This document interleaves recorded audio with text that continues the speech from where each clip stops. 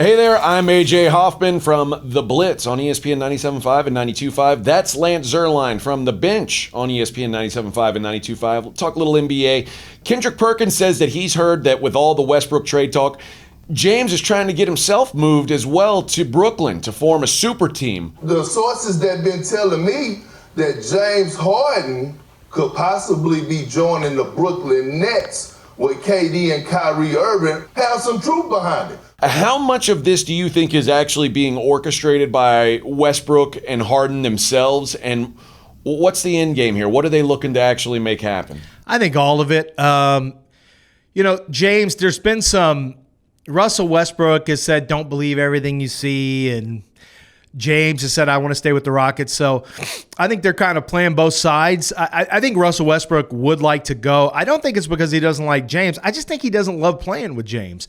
And I also think that he sees that the Rockets listen, if we can see the Rockets' run has come to an end, the players on the team can see it as well. So I think Russell Westbrook wants out and wants to go somewhere that he can compete for a title. The problem is, that's a separate discussion. I'm not sure anyone can win with Russell Westbrook as the premier superstar, and I don't think he can be a Robin necessarily. I don't think that's what suits him or what he thinks he wants to do.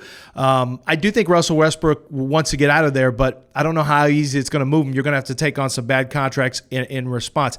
My guess is James will stick around because, and I'm not sure that's a bad thing, because I don't know that I want this general manager who has no experience in actually pulling the trigger on a contract. I don't care if he's in the room. I don't care about any of that stuff. Once you have to make this happen, do we really want him making a move with one of the most valuable potential trade pieces in the league? I'm not sure. Look, I think it needs to happen. I would personally move James, but I'm a little worried right now that the Rockets, it feels like they went cheap on this and didn't bring in a general manager with some experience, because now, if you want to hit reset on this team, is this the guy, Rafael Stone, is he the guy that is going to move a potential cap hazard in Russell Westbrook and a potential bargaining piece to reset your team? That scares me. So I think James will stay here. I do think Russ will be gone. And I think we're going to keep hearing more yapping, talking behind the scenes. He said, she said, no, I didn't. Yes, I do. That's going to keep going on. I think in Brooklyn's situation, where they probably feel like they're set to win with KD and Kyrie, if they're willing to send off a Dinwiddie and a Jared Allen, then I think you're looking at the makings of a decent trade package for James that I'd be willing to listen to.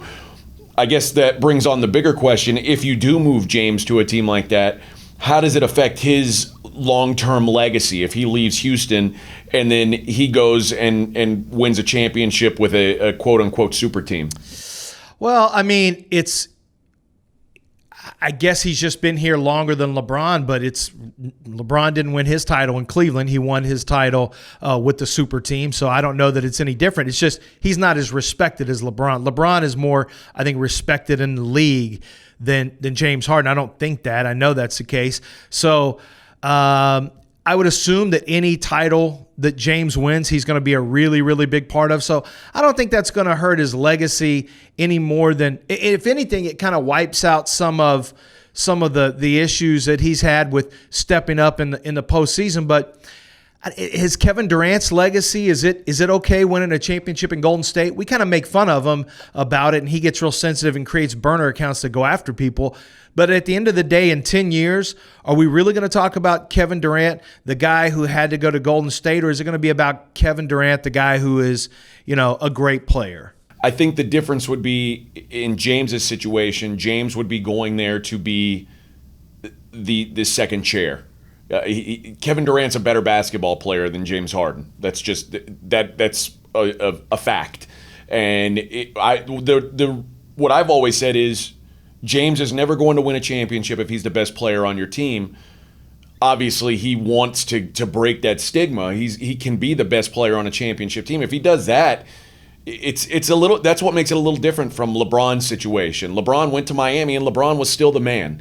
Well, I think Dwayne Wade was right there. That was Dwayne's team first, and I think Dwayne played better than LeBron the year that they didn't win the championship. The Mavericks won, but I think you could argue about look. Dwayne was right there with them, and here's the thing. Let's not forget. Would you really have argued that Dwayne Wade was a better player than LeBron James at that time? Dwayne was more consistent early on in LeBron's stint with Miami, but I think my point is that Dwayne was playing at a very high level. Right now, you're making an assumption that Kevin Durant comes back at full speed after an Achilles injury. I don't know that that's necessarily going to be the case. I think James Harden can get you points, a ton of points, and rebounds and assists every single game. But I'm really curious to see how Kevin Durant responds to an Achilles injury. He's not a young player, and he does need some lift at least for his jumper because he's not a guy who plays around the basket. So that one is kind of interesting to me to see.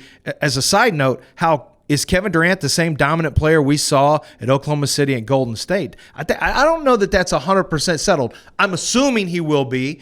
But not everyone comes back from an Achilles at 100%. I know Dominique Wilkins never did. Well, if he's not 100% and he's not the old Kevin Durant, is it going to do James Harden any good to be there anyway? Because I don't think they're a championship team unless they get the old Kevin Durant. Maybe, but James is I think James needs pressure taken off of him by having someone else who can help him. Look, the fact is Chris Paul was a perfect fit for James. He just, from a personality standpoint, it didn't work, but that's exactly what James needed.